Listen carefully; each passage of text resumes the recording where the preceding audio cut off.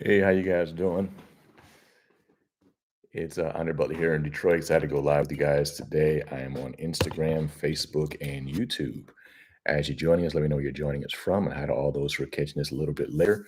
Beautiful day here in Detroit. In fact, the entire month of September has surprisingly been pretty beautiful, pretty great weather-wise, and so I'm enjoying the last days of great weather. A lot of great things going on at FX Church. We've been in a series called Supernatural, and we are most likely concluding that series this weekend. Going to talk about heaven and hell. So I think that's going to really help us. It's going to give us a little bit more fuel to live the lives God wants us to live.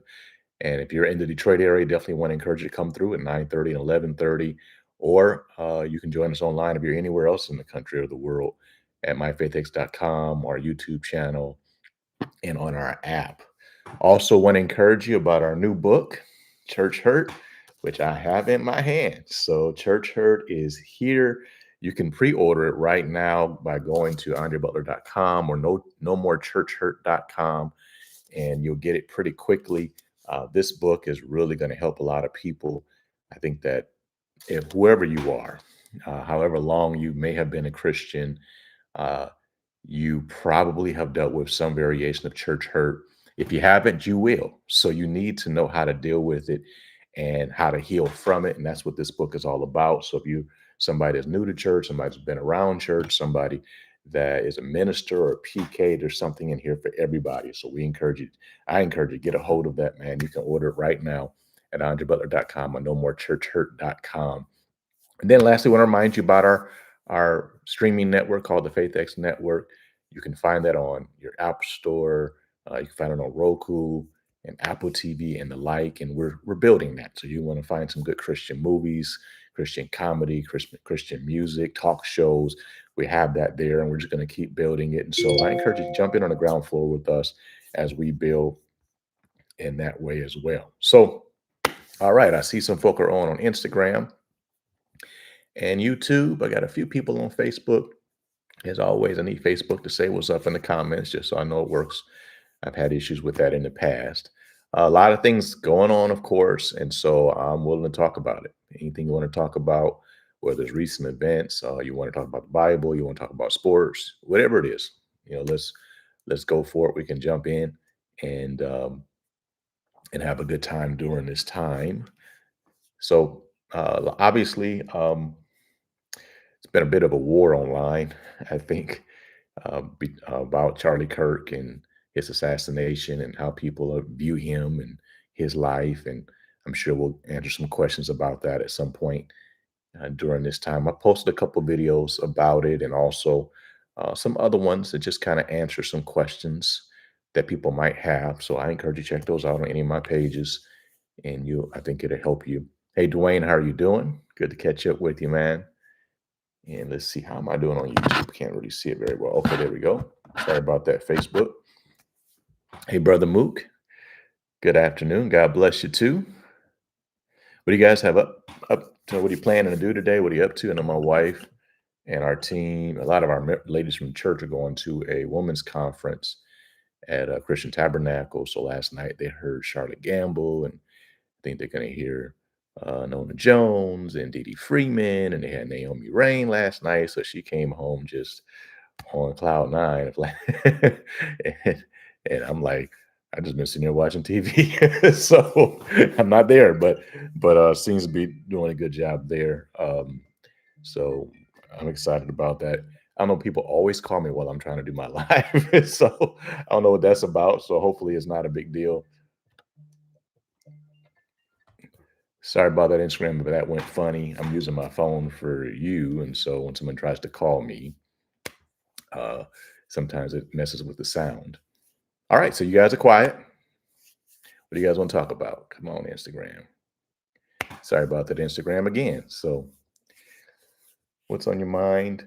Now, we can talk about church hurt all day if you want. We got the hardcover, we got the paperback, we got a study guide, we've got a master class. So, man, we really want to help people um, to heal from church hurt. And being a PK, I experience every many ways church hurt a number of ways, and then being a pastor as well, and then of course, just being around church people.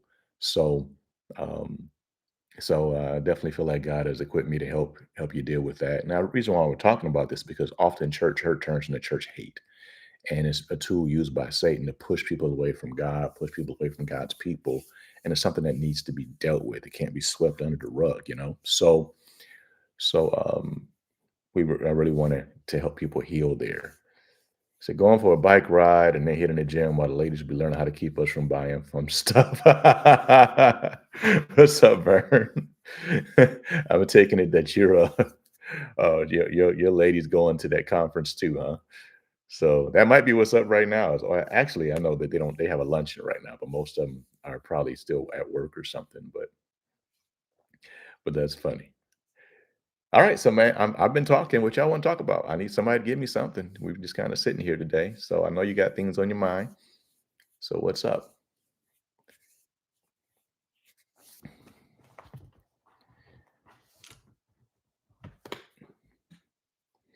I see RJ Sims with us.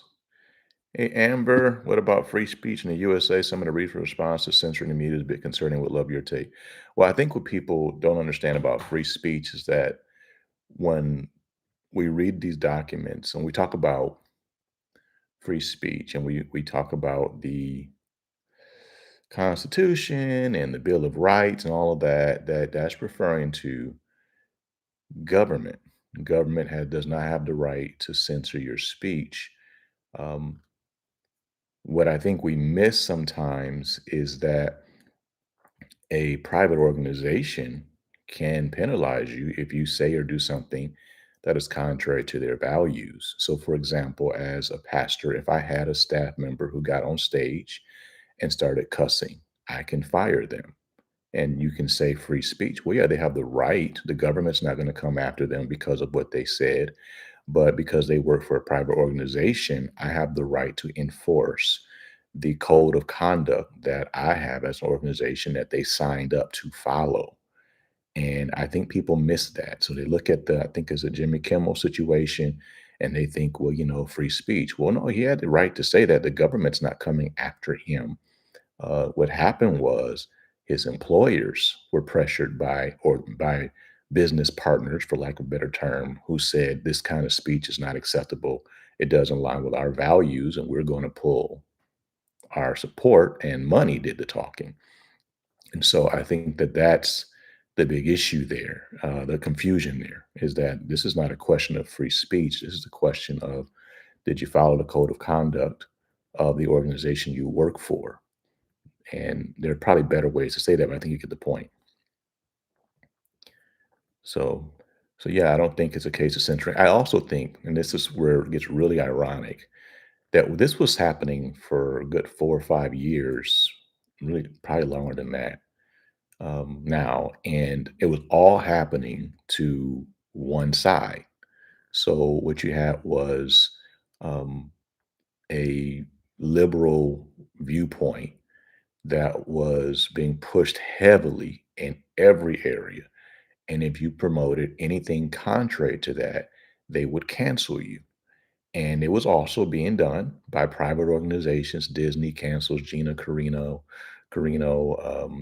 Roseanne is canceled by, I think it was ABC, and some other people were In fact, there's a long list of people who were on the other side politically of the people in power, and they were canceled for various reasons. And you didn't see that very much going this direction. Now you're seeing a little bit of it going this direction. Now you got screaming, but you got screaming because a lot of people in power are people who are on that side of the spectrum. So a lot of things that they're complaining about are things that they have been doing, and that's really the real crux of a lot of things that's happened politically. Is that one of the best ways to get your people's eyes off of what you're doing is to accuse the other side of doing it. And so fascism is something that is really consistent with what right now is the liberal viewpoint. You are not allowed to have a position different than mine, but they yell that the other side is fascist. And so that's something that's been a political tool that's been used for quite a while in our country. Whatever I'm doing, I'll accuse you of doing. So people aren't looking at me. And so I think that we're seeing some of that play out where that works really well when you're in power, but when you're not, and people can pull the covers off of you, well, now you're exposed. So I think we're seeing some of that in the country, and there's concern on both sides. I think in terms of abuse of power, but we have been seeing it very strongly coming from one side, and now the other side is now starting to do some of that. But going back to the main question of free speech, this isn't a free speech issue. You work for a company and you engage in speech that is contrary to what we believe represents us, something we don't want to represent us as an organization. We have a right to end your employment. It's not the government taking away your right to speak. You have the right to speak, but you don't have a right to avoid the consequences of your speech. So I think that's the difference. And hopefully I'm not confusing, but you present arguments that challenge others, including me, even though we might not agree, I respect you. At least you stand on the courage of your convictions. We're all brothers and sisters. That's right. We are. And that's part of the benefit of things like this. And honestly, this was part of what the whole Charlie Kirk thing was about. His whole thing was about this conversation. And he would have conversations with people about, different viewpoints, and he would keep them civil, and that was different. That's not the case in most of our country now in society. There was a lot of name calling and judging of people and the like. And so he was really about having a conversation. And whether you agree with him or not, you can't disagree with that. That was true. Hey, A Journey to Wholeness, how are you doing? You mentioned a couple of times last week premarital counseling. Does that also cover couples therapy type sessions? How does one go about signing up for counseling? If you're an FX Church member, it's very easy. We talk about it on Growth Track. You can go to our app or our website, click Pastoral Care, and sign up. And I do the counseling for our members, marital counseling and premarital counseling. Hello, daughter of God. Oh, you say he said words without repercussions. Jimmy Fallon. Yeah, I mean, it depends on his employer, and so that they made a decision this time that they could not have someone in that position stating such falsehoods anymore. And so that is. Hey, Pastor, I'm waiting on manifestation of a promise. It's been an Abraham wait. I'm understanding you can't pray to speed up God's timing, true or false. Yeah, you can't um, speed up God's timing. No question about that. Um, Yeah, God's gonna do things in his timing. So you pray, you believe, you receive. It's seed time and harvest. Because you heard of that principle. And so seed time and harvest sometimes is how it plays out. During that time, you're thanking God, you're waiting on God, you're keeping your faith strong because that's the challenge. That's the fight of faith. The Bible says, fight the good fight of faith. Kenneth Hagin said it's the fight to get in faith and to stay in faith. A lot of times it's to stay in faith, to keep thanking God, keep being totally persuaded I have what I asked for, even though I don't see it yet, even though I don't feel it yet, and to stay in that position without wavering until you do see it or you do feel it. So, can you talk about the bad side of Charlie Kirk? What he said, black women have low power value. I think the challenge there is that almost all of those statements were taken out of context. And that's why you have this big war among Black America when it comes to Charlie Kirk. I've seen a truckload of Black folk come out and criticize all of these takes on him being racist a lot. And the argument they're making is these statements are taken out of context and people just believe them. Even President Obama came out and said a few things that were just lies. It's just not what the man was saying.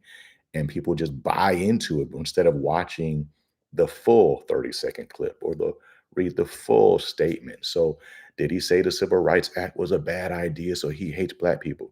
He said the Civil Rights Act should have been a two-page document. He said it should have just stuck to racial discrimination. He said the problem with the Civil Rights Act was that it was too broad, and now people are using it so that boys can play in girls' sports and things along those lines. He said the intent of it was good. It was great. He had any problem with the Civil Rights Act in terms of having an issue of black people having their rights. He was referring to how it's being used today. But you wouldn't know that if you don't actually read the article, read the statement, or look at the video. And the same thing about black women having low power or value. He wasn't saying black women don't have low power or value. He was referring to four particular individuals. I don't think he should have said it, but he was talking about DEI.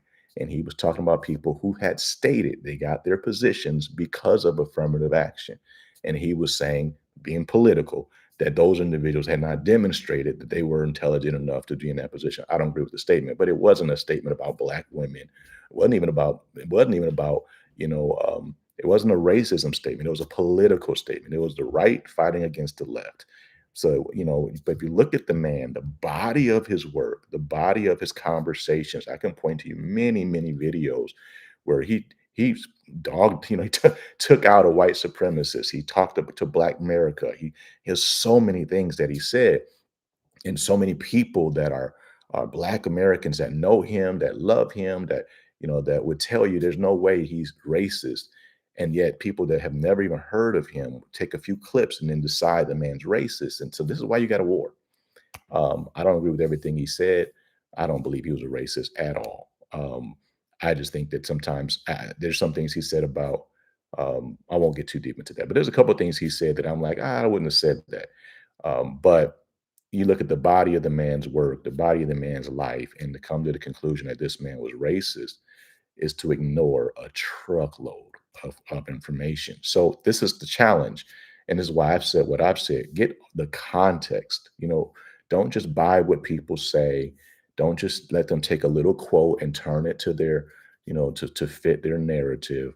Watch the full video, read the full article, or the paragraph, and you'll understand what was actually being said. He did not believe in DEI.